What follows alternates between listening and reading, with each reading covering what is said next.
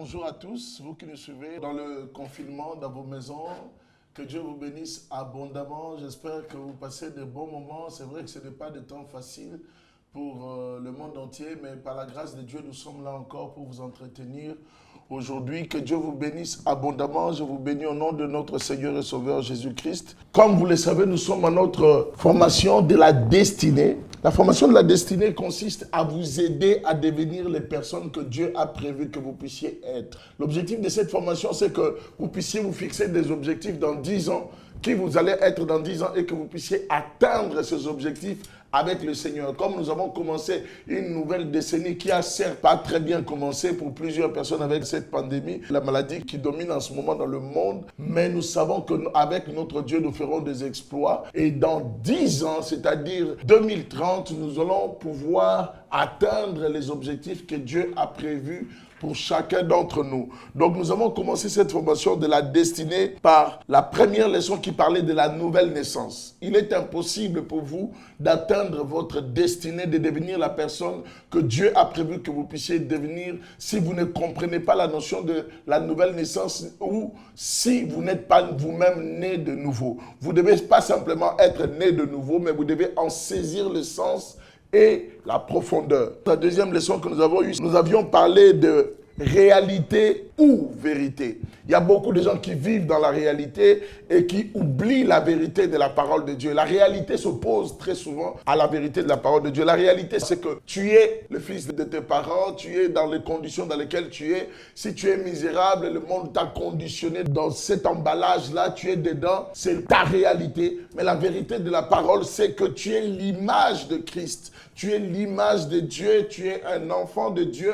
Et le sang qui coule dans tes veines, c'est le sang de Jésus. C'est-à-dire que tu n'as plus besoin de penser qu'il y a des réclamations qui peuvent te suivre. Il n'y a aucune réclamation qui n'a le droit de te suivre. Même si dans ta réalité, il y a des réclamations qui te suivent, tu dois simplement refuser les réalités pour accepter la vérité de la parole de Dieu qui te montre clairement qu'il n'y a aucune réalité qui peut dominer sur la vérité. La vérité, c'est que le sang qui coule dans tes veines, c'est le sang de Jésus et tu n'es plus lié avec le sang de ta famille. Tu dois y croire et le proclamer. Et dans la réalité encore, on te dit que tu es misérable, tu es pauvre. Dans la vérité, c'est que Christ, du riche qu'il était, il s'est fait pauvre pour t'enrichir et tu es co-héritier avec le Christ. Tout ce qui appartient à Christ t'appartient. La troisième chose que nous avons eu à faire comme enseignement, on vous a demandé de vous fixer des objectifs dans 10 ans. Qui vous allez être dans 10 ans. Chacun s'est fixé des objectifs à 3 niveaux. Le niveau spirituel, qui je serai dans 10 ans. Je vous avais bien demandé de quantifier vos objectifs. Je serai pasteur, je serai médecin, je vais gagner tel salaire, je vais gagner tel temps. Et on vous a demandé de prendre un temps de jeûne pour que le Saint-Esprit vous donne la pensée de Dieu par rapport à vos vies. Et on vous avait donné quelques astuces par rapport aux choses qui bouillonnent dans vos cœurs par rapport à cela. Donc il y avait l'aspect spirituel, l'aspect émotionnel, on va dire la famille, c'est-à-dire le cœur ou l'âme, la famille, tout ce qui concerne le cœur. Et puis la partie socio-économique où on vous avait enseigné comment vous fixer des objectifs qui vous serez dans 10 ans au niveau économique. Si vous allez avoir des grands magasins, si vous allez avoir des... Donc vous devez vous fixer tous ces objectifs.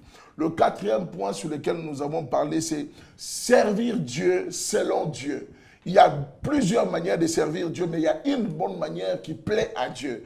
La Bible nous dit dans Romains chapitre 14, le verset 17 au verset 18, nous avons lu la dernière fois, la Bible dit que le royaume de Dieu ne consiste pas au manger et au boire, mais c'est la justice, la paix et la joie par le Saint-Esprit. Et le verset 18 dit, celui qui sert le Christ de cette manière-là, de quelle manière? Par la paix, la joie, par le Saint-Esprit, est agréable à Dieu et approuvé des hommes. Et la dernière leçon que nous avons faite, c'est nous avons parlé de comment gagner les âmes. Nous avons parlé de l'amour, nous avons parlé de la prière, de témoignage et la prière de confession. Aujourd'hui, nous allons parler d'un thème qui intéresse beaucoup les jeunes et je pense que ça ne doit pas simplement intéresser les jeunes qui ne sont pas mariés, mais vous aussi qui êtes mariés, c'est un sujet qui vous concerne aussi. Le mariage est quelque chose de très important. Si vous voulez atteindre vos objectifs dans 10 ans, vous devez épouser la personne qu'il faut, sinon vous risquez de perdre vos objectifs et aller en enfer. Si vous êtes déjà marié, vous devez vous conduire de la bonne manière dans votre mariage pour pouvoir atteindre vos objectifs dans 10 ans. Ce que vous deviendrez dans 10 ans dépend beaucoup de votre foyer, de votre couple, de votre famille. Qu'est-ce que vous allez créer dans votre famille? Qu'est-ce que vous allez faire tout autour de vous? Cela dépend beaucoup de cela. Je suis avec ma soeur Audrey.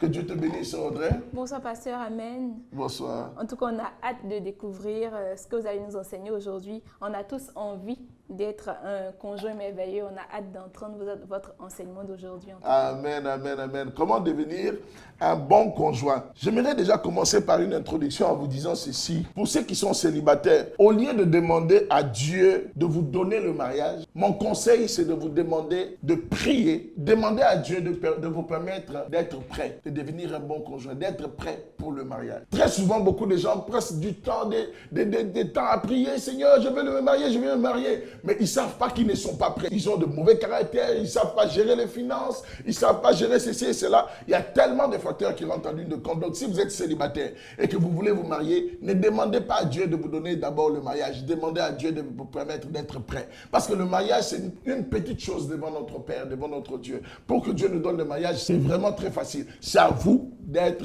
prêt. Amen, amen, amen. La Bible dit aussi longtemps que l'héritier est un enfant. Il n'est pas différent d'un esclave. Tous les biens de la maison lui appartiennent, mais cet héritier ne peut pas posséder, ni toucher, ni expérimenter tous les biens de son père simplement parce qu'il est un enfant. On doit lui mettre un gestionnaire qui est là pour gérer les biens et lui, il dépend du gestionnaire. Donc, si vous voulez posséder les choses pour lesquelles Christ est mort pour vous, vous devez d'abord être prêt. Amen, amen. Dans tous les domaines de la vie, pas simplement concernant le mariage, vous devez prier. Pas simplement, Dieu donne-moi le mariage, mais Seigneur, permets-moi d'être prêt.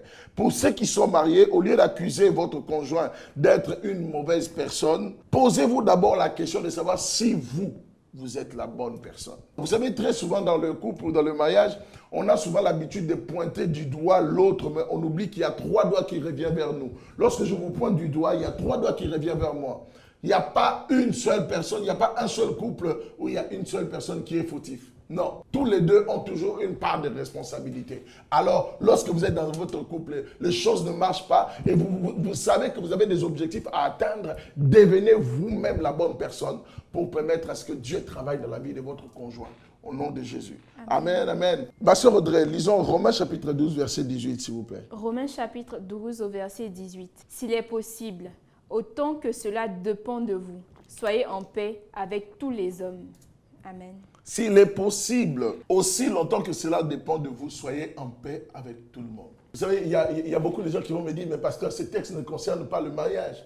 Mais je vais vous dire une chose. Aucun homme ou aucune femme n'a envie de se mettre dans un couple avec quelqu'un qui aime les palabres, qui aime les problèmes. Aucun. Amen. Aucun. Je sais que vous m'entendez. Écoutez-moi très bien, ouvrez bien vos oreilles. La première chose que vous devez faire, si vous voulez vous préparer pour devenir un bon conjoint, vous devez être un artisan de la paix. Un artisan de la paix, c'est quelqu'un qui travaille à la paix, qui cherche la paix, qui se bat pour que la paix règne tout autour de lui. Parfois, il accepte même d'avoir tort. Parfois, la vie nous donne tort parce que nous cherchons tout le temps à avoir raison. Il y a des moments où la raison te donne tort. Parce que tu te bats toujours, toi tu veux toujours avoir raison, tu veux toujours attraper. Non, tu veux avoir le dernier mot. Non, non, non. Bien-aimés frères et sœurs, vous voulez devenir le bon conjoint, vous voulez devenir le bon mari ou la bonne femme, apprenez à rechercher et à vous battre pour la paix. La personne qui doit se battre pour la paix doit être toujours prêt à sacrifier la raison. Le fait d'avoir raison, il doit être prêt à sacrifier le fait d'avoir raison. Être prêt à dire, je laisse tomber, je laisse tomber. Si vous n'êtes pas prêt à laisser tomber, vous allez toujours jusqu'au bout de tout ce qui se passe tout autour de vous. Vous vous battez toujours pour des... Ah, lui a dit, lui a fait, comment... Ah, vous n'êtes pas un artisan de la paix. Recherchez la paix de tout votre cœur. La Bible dit, aussi longtemps que cela dépend de vous, soyez en paix avec tous les hommes. Soyez en paix avec tous les hommes. Donc c'est le premier point de cette leçon. C'est-à-dire que vous devez bien noter cela. Vous devez être un chercheur de paix. Vous devez être un artisan de la paix. Premier point, artisan de la paix, chercheur de la paix. Romains chapitre 12, verset 18. Notez-le bien. La deuxième chose, soyez une personne qui craint Dieu. Craindre Dieu. La crainte de l'Éternel est une chose très, très, très importante. J'ai oublié un trait très important. Amen. Il ne faut jamais négliger la crainte de Dieu. La Bible nous dit par rapport aux hommes, voilà ce que la Bible dit par rapport à l'homme. Quel est l'homme qui craint l'Éternel? S'il y a un homme qui craint l'Éternel, qu'est-ce qui se passe? Nous sommes dans le psaume chapitre 25, le verset 13. Ma soeur Audrey, vas-y. Quel est l'homme qui craint l'Éternel? L'Éternel lui montre la voie qu'il doit choisir. Son âme reposera dans le bonheur et sa postérité possédera le pays.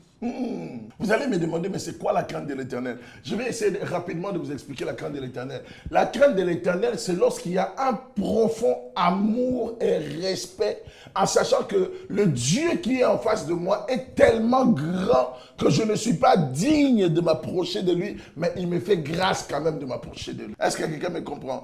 La crainte, ce n'est pas la peur. La peur est différente de la crainte. Je vais vous donner un exemple clair. Lorsque j'étais plus jeune, il m'arrivait un jour de marcher avec un de mes oncles qui était assez musclé. Et dans le quartier, le voisin avait peur de lui. Mais moi, je le craignais. Pourquoi? Parce qu'il était mon oncle. Il était de mon côté. Les voisins avaient peur de lui parce qu'ils pouvaient les tabasser. Ça dit si eux, ils voulaient me faire du mal, ils avaient intérêt à avoir peur de lui.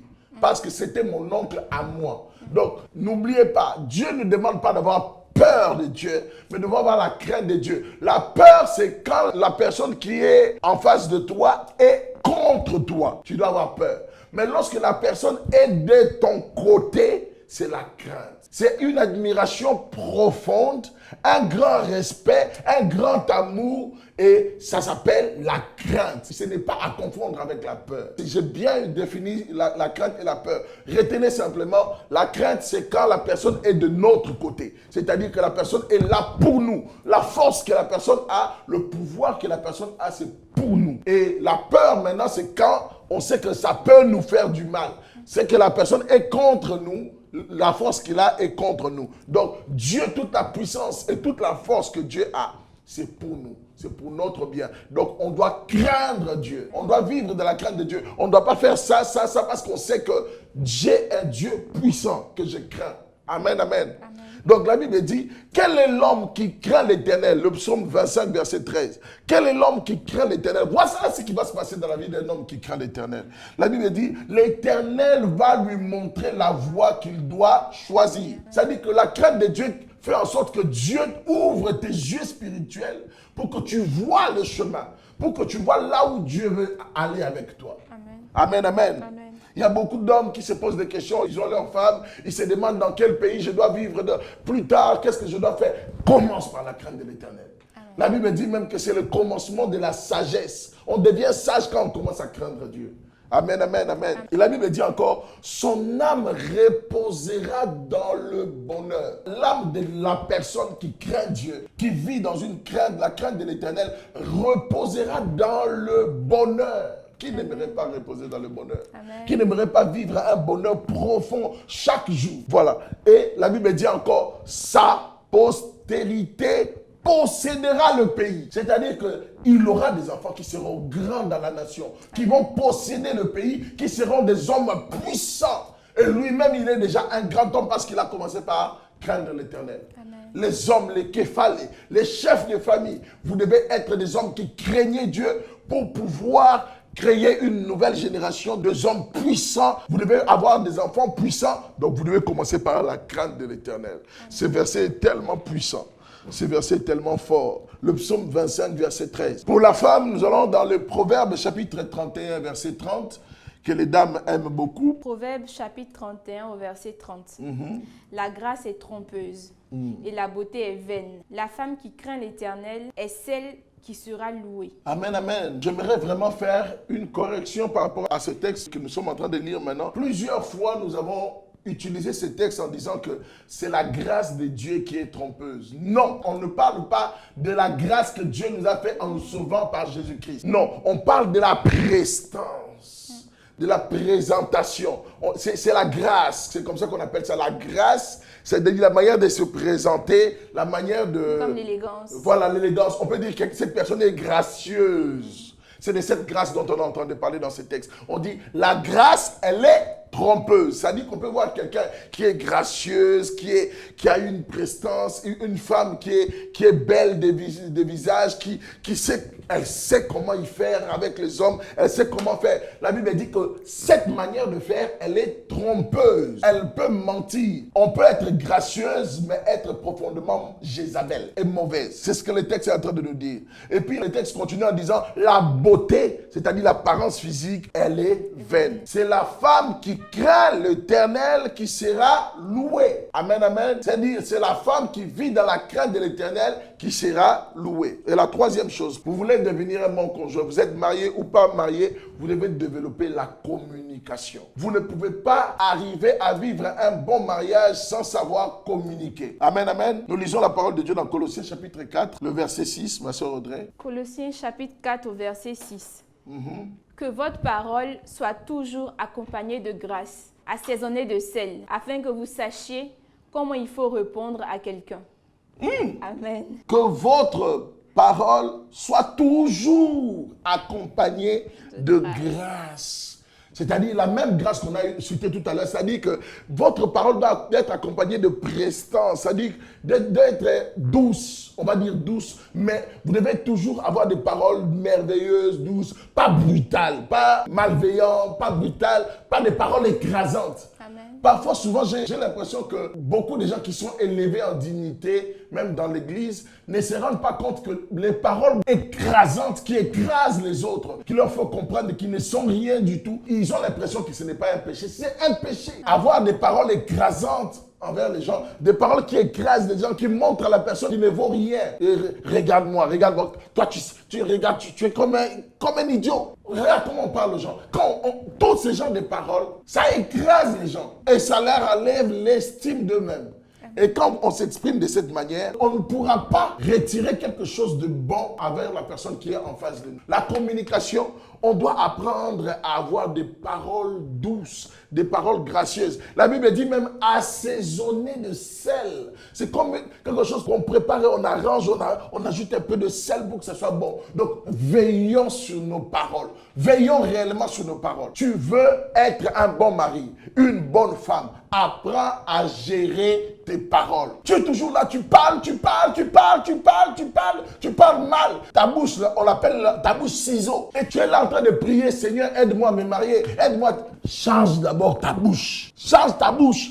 Le problème, ce n'est pas ta beauté, tu es belle. Mais le problème, c'est ta bouche. Ta bouche doit naître de nouveau, Assaisonne ta bouche de sel. Et la Bible dit, afin que vous sachiez comment il faut répondre à chaque personne.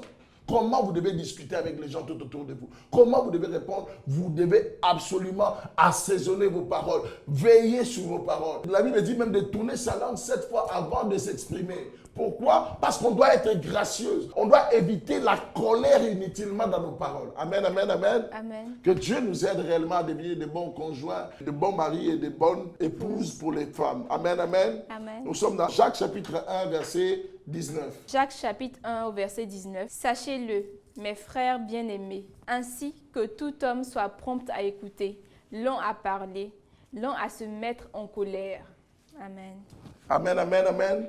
Tout à l'heure, nous avons dit que nos paroles doivent être assaisonnées, c'est-à-dire doivent être douces et agréables dans les oreilles des autres. Maintenant, on nous dit encore, nous devons être prompts à écouter. Une personne qui ne sait pas écouter, c'est une personne qui ne sait pas du tout communiquer. Il y a des femmes, on te dit 2 mots, toi tu es déjà à 8 phrases. On t'a dit seulement 2 mots. L'homme ne sait même pas mettre une phrase. Et il y a des hommes aussi qui écrasent tellement les femmes que la femme n'a rien à dire. Elle n'arrive même pas à s'exprimer. On doit apprendre à écouter. La Bible dit que même un insensé est capable de se faire passer pour un homme sage quand il sait se taire.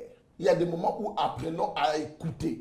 Écouter réellement, pas seulement entendre. Écoutez réellement ce que la personne est en train de nous dire et la vraie pensée de la personne. Laissons le conjoint, laissons la personne en face de nous s'exprimer réellement. Vous voulez vous marier, vous voulez aller loin, vous êtes déjà dans un couple, vous êtes dans un mariage, ça ne va pas. Votre mariage brûle, ça chauffe. C'est à cause de votre bouche et deuxièmement, ça fait que vous ne laissez pas la personne s'exprimer. vous n'avez jamais en réalité entendu ce que la personne avait à vous dire. Amen. Vous savez, je bénis le Seigneur pour nos coachs, nos témoins de mariage, le pasteur Freddy et son épouse. Je ne sais pas s'ils vont regarder cette émission. Un jour, des années après notre mariage, mon épouse et moi, on est parti manger avec eux. On avait déjà peut-être 5 ou 6 ans de mariage. Je ne sais plus. Et j'étais étonné de me rendre compte que je n'écoutais pas ma femme. En fait, ma femme a expliqué quelque chose dans le restaurant. En fait, je n'arrêtais pas tellement de lui dire « Tu as tort, il ne faut pas penser comme ça, les choses sont comme ça. » Je lui ai enseigné toutes les vérités bibliques, mais je ne tenais pas compte de son background. Je ne tenais pas compte de qui elle était, qu'est-ce qu'elle avait vécu avant, comment elle avait vécu ses expériences. C'est-à-dire que ce n'était pas important pour moi. Moi, dans mon cœur, la Bible dit, voilà, et je lui ai imposé cette manière sans douceur. Et ces jours-là, le pasteur Freddy et son épouse nous ont pris, on était en train de discuter, ma femme a commencé, on lui a laissé le temps de parler. Et c'était comme si c'était ma première fois d'entendre ma femme expliquer des choses. On avait, je crois, on devait avoir 4 ans de mariage déjà. Mais elle expliquait quelque chose, c'est comme si c'était, je n'avais jamais entendu ça. Je n'avais jamais compris ça comme ça. C'est comme si les écailles quittaient de mes yeux. Bien-aimés dans le Seigneur, prenez le temps d'écouter votre conjoint. Vous êtes une femme, prenez le temps d'écouter votre mari. Vous êtes un homme, prenez le temps d'écouter votre femme. C'est important. Écoutez-le. Il y a des moments où quand elle se plaint de quelque chose, supportez, soyez patient, écoutez, laissez la personne parler jusqu'au bout, ne l'interrompez pas. Parce que quand vous interrompez, la personne sera frustrée et n'arrivera pas à aller jusqu'au bout de sa pensée. Amen. La communication est quelque chose de très important dans le couple. Que Dieu vous bénisse abondamment. Apprenez à communiquer. Vous voulez être un bon conjoint, vous voulez être un bon mari, une bonne femme, communiquez de la manière excellente possible. La Bible dit, soyez lents à la colère, lents à parler, mais prompt à écouter. Prompt à écouter. Que Dieu vous bénisse. Nous prenons maintenant notre 4e point de cette formation, comment devenir un bon conjoint. Le premier point, nous avons dit que c'était recherche de la paix. Soyez un chercheur de la paix. Soyez un artisan de la paix. La deuxième chose, nous avons dit, vivez dans la crainte de l'Éternel. La troisième chose, vous devez apprendre à communiquer. La 4e chose maintenant, vous devez devenir ce que vous attendez de votre conjoint. Amen. Est-ce que quelqu'un me comprend? Amen. Qu'est-ce que vous attendez de votre conjoint? Vous attendez que votre conjoint soit quelqu'un qui prie beaucoup, qui aime beaucoup le Seigneur. Allez, priez beaucoup. Aimez beaucoup le Seigneur. Vous voulez que votre conjoint soit une prédicatrice extraordinaire. Allez, devenez une prédicatrice extraordinaire. Devenez un prédicateur plutôt extraordinaire. C'est que vous voulez voir en face de vous. Devenez cette personne. Amen. Matthieu chapitre 7, verset 12. Matthieu chapitre 7 au verset 12. Tout ce que vous voulez que les hommes fassent pour vous, faites-le de même pour eux, car c'est la loi et les prophètes. Tout ce que vous voulez que les gens fassent pour vous, faites-le aussi pour les autres. Devenez la personne que vous voulez vous-même épouser. Les qualités que vous cherchez chez votre conjoint, travaillez vous-même ces qualités. Travaillez ces qualités. Cherchez vous-même à devenir aussi grand que vous voulez que votre conjoint soit. Devenez-le. Amen, amen, amen. C'est très important. Devenez ce que vous attendez d'un conjoint. Devenez, 4e point, devenez ce que vous attendez d'un conjoint. Qu'est-ce que vous espérez avoir? Vous espérez avoir quelqu'un qui aime Jésus, aimer Jésus. Vous espérez avoir quelqu'un qui peut vous aider à atteindre votre destinée. Vous-même devenez une personne qui peut aider quelqu'un d'autre à atteindre sa destinée. Amen, amen. Amen. Que Dieu vous bénisse abondamment. L'autre 5e point, vous devez savoir aimer. Le coup de foudre n'est pas de l'amour. Oh, je suis tombé amoureux. Tu es tombé comment? Tu as fait comment pour tomber? Tu es tombé, oh je suis tombé amoureux. Non, aimer, tu dois décider d'aimer. Il y a des gens qui vont me dire, mais pasteur, les sentiments, c'est comment j'ai dit, les sentiments suivent la décision. L'amour, c'est une décision. Tu dois apprendre à aimer une personne. Vous devez être prêt à donner sans attendre un retour. C'est ça l'amour. Amen. La Bible dit, nous avons connu l'amour en ce qu'il a donné sa vie pour nous. 1 Jean chapitre 3 verset 16. Nous aussi nous devons faire de même pour les frères. Tu veux aimer, apprends à donner sans attendre un retour. À tout donner sans attendre un retour. C'est vrai que la réciprocité, la personne, si toi tu aimes ton mari et que ton mari t'aime, toi tu vas lui donner et lui va te donner. Vous allez vivre l'un pour l'autre. L'amour n'est pas le fait de recevoir, mais c'est plutôt le fait de donner.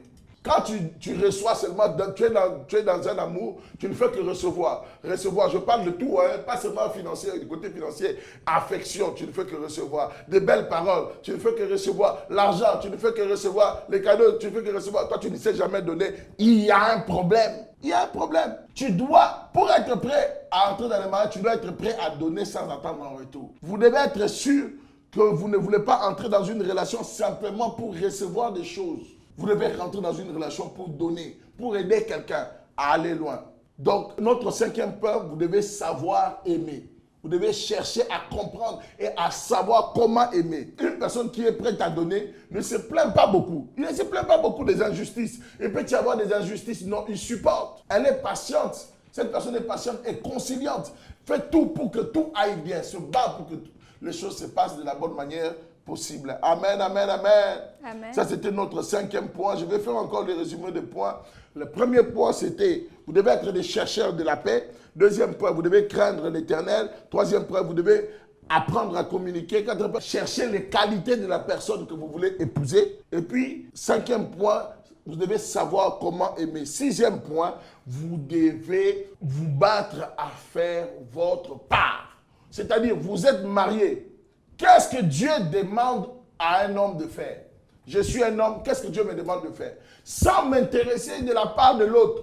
Pour ce qui concerne ma femme, je vais prier. Je vais prier. S'il faut que je jeûne, je vais jeûner. Mais mon travail à moi doit me concerner moi. Ce n'est pas à moi de rendre ma femme soumise. Un homme n'a pas pour travail de rendre sa femme soumise. Un homme a pour travail d'aimer sa femme. Amen. Vous n'êtes pas le prédicateur de votre femme pour la rendre soumise.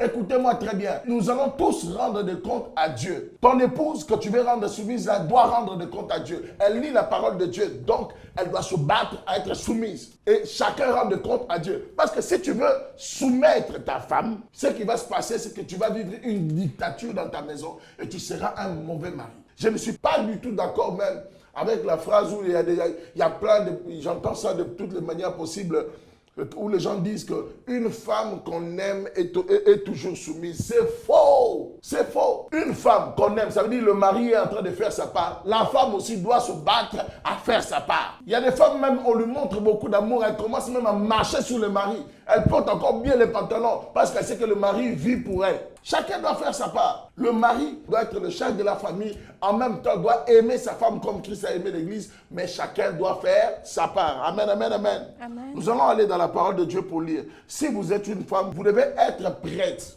Le premier point dans la partie 6, c'est chacun doit faire sa part. Et laisser Dieu s'occuper de la part de l'autre. Et si vous êtes une femme, soyez prête à laisser une tierce personne, c'est-à-dire votre mari, décider à votre place de ce que vous allez devenir demain. Amen. Vous devez être prête. Ça, c'est important pour une femme. La première chose que vous devez faire, vous ne pouvez pas rentrer dans le mariage. Ou vous, si vous êtes dans le mariage, ça ne va pas dans votre mariage parce que vous n'êtes pas prête à laisser quelqu'un d'autre décider de votre avenir. Les choses ne marchent pas parce que vous ne laissez pas quelqu'un d'autre décider de votre avenir. Nous lisons la parole de Dieu dans 1 Pierre chapitre 3, versets 1 à 2. 1 Pierre chapitre 3, versets 1 à 2. Femmes, soyez de même soumises à vos maris, afin que, si quelques-uns n'obéissent point à la parole, ils soient gagnés sans parole par la conduite de leurs femmes, en voyant votre manière de faire chaste et réservée. Amen, amen, amen. Dans ce texte, l'apôtre Pierre est en train de donner des conseils à des femmes qui sont mariées à des maris qui ne sont pas chrétiens, nés de nouveau. C'est-à-dire à des mauvais maris. La Bible dit que la femme doit se soumettre. La Bible ne dit pas de se soumettre à un bon mari. La soumission n'est pas facultative. La Bible ne dit pas qu'il doit se soumettre à un bon mari. La Bible dit de se soumettre à son mari. S'il n'obéit pas à la parole de Dieu, par votre conduite, par votre manière chaste de vous comporter, le Seigneur va faire son travail aussi et va toucher le cœur de votre mari. Amen, amen. Amen. Faites votre part et laissez Dieu faire sa part dans la vie de votre conjoint. Comprenez bien cela. Arrêtez de vous battre avec des combats inutiles. Vous êtes dans un mariage, vous êtes marié, vous entrez souvent dans des combats inutiles. Vous croyez que vous allez changer votre conjoint. Tu es qui pour changer le cœur de quelqu'un? Tu ne peux pas. Vous ne pouvez pas changer. C'est-à-dire que dès que vous commencez la bagarre de vouloir changer votre conjoint, vous rentrez dans un combat qui ne va pas se terminer. Vous travaillez votre part. Devenez, si vous êtes une femme, soumettez-vous à votre mari et commencez à laisser Dieu travailler le cœur de votre mari. Amen. Laissez Dieu travailler le cœur de votre mari. Ne soyez pas les donneurs de leçons. Il y a tellement de femmes ou des hommes qui sont des donneurs de leçons. Ils pensent qu'eux, ils connaissent toujours mieux que son conjoint. Arrêtez d'être des donneurs de leçons. Soyez le mari, soyez la femme. Amen. Et soumettez-vous ou bien aimez. Chacun selon sa position. Amen, amen. Amen, J'espère pasteur. que je me fais bien comprendre. Pasteur, on a déjà des questions. On a déjà des questions, ok? Donc, je lis la question. Bonsoir, pasteur. Est-ce possible de rentrer dans une relation, prétendre se marier avec une personne sans au préalable l'aimer et dire que l'amour viendra après? Non. Je réponds clairement non. Amen. Pour moi, il y a des facteurs qui sont négociables et des facteurs non négociables. L'amour est important. Il y a des facteurs négociables comme l'apparence physique, la couleur de la peau, les niveaux d'études de la personne, l'âge de la personne, c'est des facteurs négociables. On peut négocier dessus, ce n'est vraiment pas important. Mais il y a des facteurs qu'on ne peut pas négocier. La nouvelle naissance de votre conjoint. Si votre conjoint n'est pas né de nouveau, vous ne pouvez pas rentrer dans le mariage avec cette personne. Amen. Ne jouez même pas avec ça, ne blaguez pas en vous disant non, je vais le convertir, ou bien peut-être que quand on va se marier, il va se donner sa vie à Jésus. Ne jouez pas avec ça, ne jouez pas. La Bible dit ne vous y trompez pas, ne vous y trompez pas. L'apôtre Paul dit ne vous y trompez pas parce qu'il sait qu'il y a beaucoup de gens qui s'y trompent. Il dit la mauvaise compagnie corrompt le bon mœurs, ne vous y trompez pas. Amen. Deuxième chose, l'amour, ce n'est pas négociable, il faut aimer. Il faut qu'il y ait l'amour avant de rentrer dans le mariage, c'est très important. Pasteur, Oui. tout à l'heure vous disiez que il faut prendre la décision d'aimer. Donc peut-être que la personne qui va se mettre en couple avec quelqu'un qu'elle n'aime pas vraiment se dit que quand elle va se mettre en couple, va décider d'aimer la personne et l'amour viendra peut-être, je ne sais Non. pas. Lorsque nous étions en train de parler, on était dans un contexte bien précis. Je vous explique. Vous savez que l'amour, ça s'entretient. L'amour, c'est une décision qui doit continuer à s'entretenir. Les sentiments, ça s'entretient. Vous devez continuellement décider d'aimer votre conjoint. Continuellement. Mais au départ, vous n'entrez pas dans un mariage avec une personne que vous n'aimez pas. Qui va venir embrasser la personne pour vous la nuit? C'est le Saint-Esprit. Vous devez aimer la personne, vous devez aimer son visage. Quand vous le voyez, il y a un petit moumoumou qui se passe à l'intérieur. Amen, amen. C'est important, c'est impossible que vous puissiez. Ce n'est pas bon même pour vous. Vous risquez de rentrer dans le mariage, vous allez tromper la personne. Vous risquez de vivre des bêtises et vous allez gâter même votre ministère à cause de cela. Si vous ne ressentez pas des choses et que cette personne, c'est la personne de votre destinée, vous avez la conviction nécessaire, demandez au Seigneur. Le Seigneur qui a fait le plan merveilleux pour vous d'être avec cette personne créera forcément de l'amour. Il ne fait pas les choses comme ça. Non, c'est impossible. Si c'est la personne de votre destinée, l'amour viendra dans votre cœur pour cette personne et vous allez vous marier. Amen, amen. Amen, Mais ne pasteur. faites pas l'erreur d'entrer d'abord dans le mariage sans amour et puis non. Le cas dont nous étions en train de parler tout à l'heure, c'est de conserver et de maintenir l'amour, de prendre la décision tous les jours d'aimer son épouse. Et de prendre la décision tous les jours d'aimer son mari. C'est une décision que vous devez prendre tous les jours. Amen. Et l'entretenir avec des cadeaux. Vous devez entretenir et décider d'entretenir votre mariage. Amen, amen. Amen. Nous étions sur le 6e point où nous étions en train de parler de femmes qui doit se soumettre à son mari et par son comportement chaste, son mari sera sauvé. Amen, amen, amen, amen. Sera gagné sans parole. Sera gagné sans parole, mais par la conduite de son épouse. Maintenant, nous disons, si vous êtes un homme, soyez sûr de faire passer les désirs de quelqu'un d'autre avant vos propres désirs. Pour être un bon conjoint, vous devez être prêt à faire passer les désirs de votre femme avant vos désirs à vous. Avant de vous acheter la pommade, la femme doit avoir la pommade. Avant de faire quoi que ce soit pour vous-même, avant de vous acheter la veste, est-ce que la femme a déjà la veste? C'est-à-dire les désirs de votre femme doivent passer avant vos propres désirs. Aimer, c'est se donner. Aimer, c'est se sacrifier. Quand la Bible dit, le mari doit aimer sa femme. Nous sommes dans Éphésiens chapitre 5, versets 25 à 27. Nous lisons la parole de Dieu. Éphésiens chapitre 5, versets 25 à 27. Marie, aimez vos femmes, comme Christ a aimé l'Église, et s'est livré lui-même pour elle, afin de la sanctifier par la parole, après l'avoir purifiée par le baptême d'eau, afin de faire paraître devant lui cette Église glorieuse, sans tache, ni ride, ni rien de semblable, mais sainte et irrépréhensible. C'est un grand travail. Amen. Beaucoup de gens pensent que la soumission, et moi je dis, nous les hommes, on a un travail incroyable à faire. Il faut qu'on en comprenne réellement la valeur. La Bible dit aimez vos femmes comme. La Bible donne un modèle tellement parfait que vraiment je prie le Seigneur qui m'aide à aimer mon épouse. Comme. La Bible n'a pas dit aimez votre femme. Non, la Bible dit aimez comme Christ a aimé l'Église. Qu'est-ce que Christ a fait pour l'Église? Il s'est livré. Il a fait passer ses désirs à lui après. La Bible dit, il était assis sur son trône, les 24 veillards se prosternent devant lui. Il est dans une gloire extraordinaire, mais il a laissé ces choses. Philippiens chapitre 2, lui qui était égal à Dieu, il est descendu, il est venu pour se sacrifier pour son Église, pour son épouse.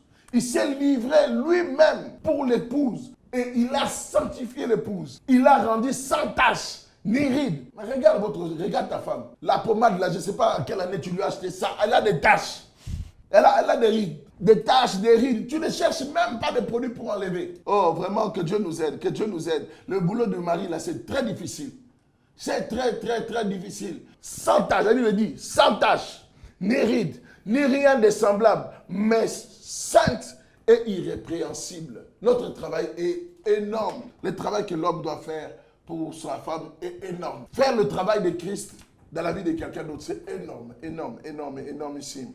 Et nous allons finir par ce texte de 1 Pierre chapitre 3 verset 7. 1 Pierre chapitre 3 verset 7.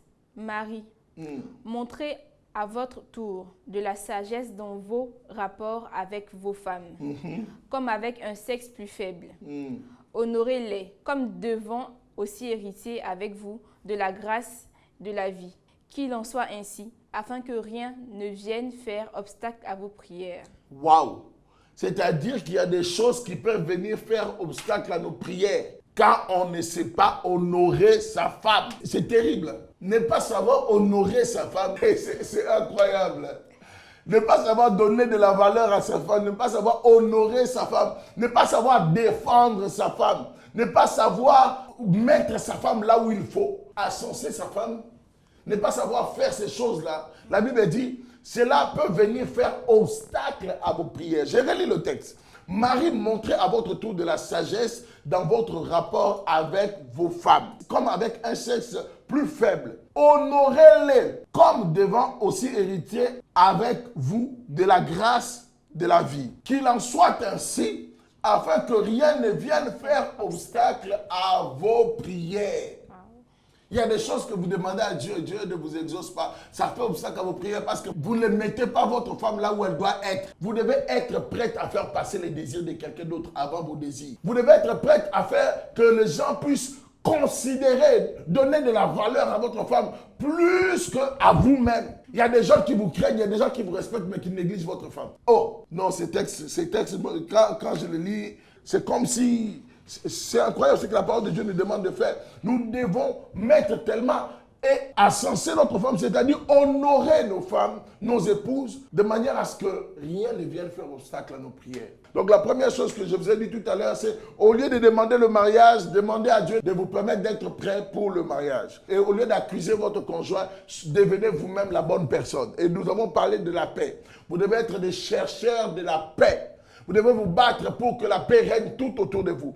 Un chercheur de la paix, c'est quelqu'un qui cultive la paix, qui fait en sorte que la paix règne tout autour d'elle.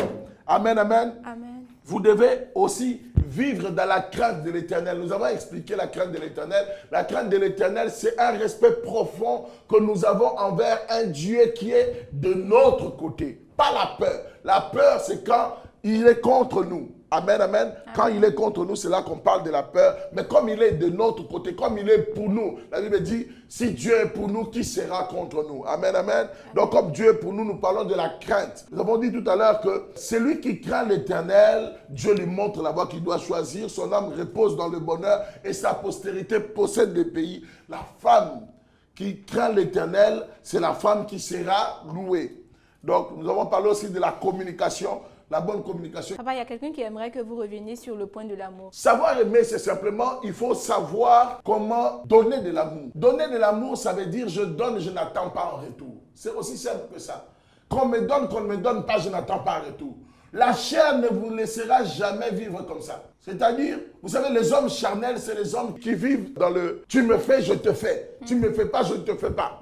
Ça, c'est charnel. C'est complètement charnel. Mais dans la vie, dans l'esprit, c'est je donne et je n'attends pas en retour. Si on me donne, gloire à Dieu. Si on fait pour moi, gloire à Dieu. Je n'attends pas en retour. Amen, amen. Amen. Aimer, c'est avoir quelqu'un pour qui mourir. Disait Aimé César. Aimer, c'est avoir quelqu'un pour qui mourir. C'est rentrer dans une relation où on choisit de donner. Vous voulez être prêt à rentrer dans un mariage ou à être un bon conjoint, ou vous êtes déjà dans votre mariage. Votre mariage souffre parce que vous attendez beaucoup de votre conjoint, mais vous ne priez pas. Vous ne priez pas pour votre conjoint pour que la personne soit capable de vous donner. Et vous-même, vous refusez de donner maintenant. Pourquoi? Parce que la personne ne vous donne pas.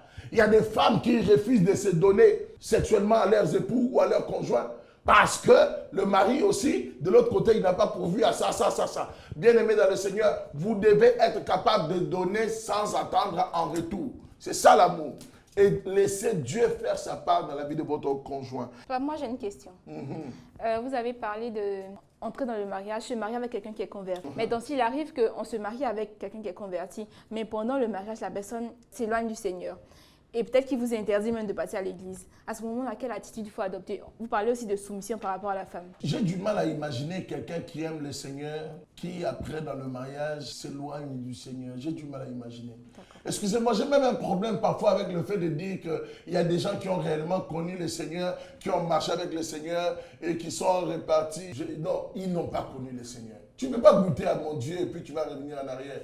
Tu ne peux pas goûter à ce même Seigneur, non. C'est pour ça que quand vous êtes déjà dans vos relations là, écoutez-moi, vous qui êtes célibataire, ne faites pas l'erreur, ne dites pas que je vais le convertir. Arrêtez de vous mentir. Amen. La seule garantie pour vous d'être heureux dans le mariage, c'est d'être sûr d'épouser quelqu'un qui craint Dieu, qui aime le Seigneur. Ne jouez pas avec ça, ne jouez pas. Faites le bon choix, même si vos sentiments, même si les sentiments.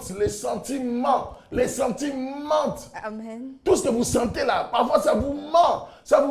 Vous sentez tellement de mensonges. Les sentis, ça ment. Donc tout ce que vous ressentez dans votre cœur là, pour la personne, ça ne doit pas vous pousser à aller. Non. À un moment, arrêtez-vous. Vous êtes conscient que cette personne n'aime pas le Seigneur de la bonne manière. Arrêtez d'abord cette relation. Commencez à prier pour la personne.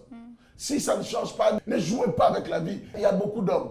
Vous n'avez pas encore expiré. Même si vous êtes déjà dans l'âge de l'intercession, ce n'est pas grave. Ce n'est pas grave.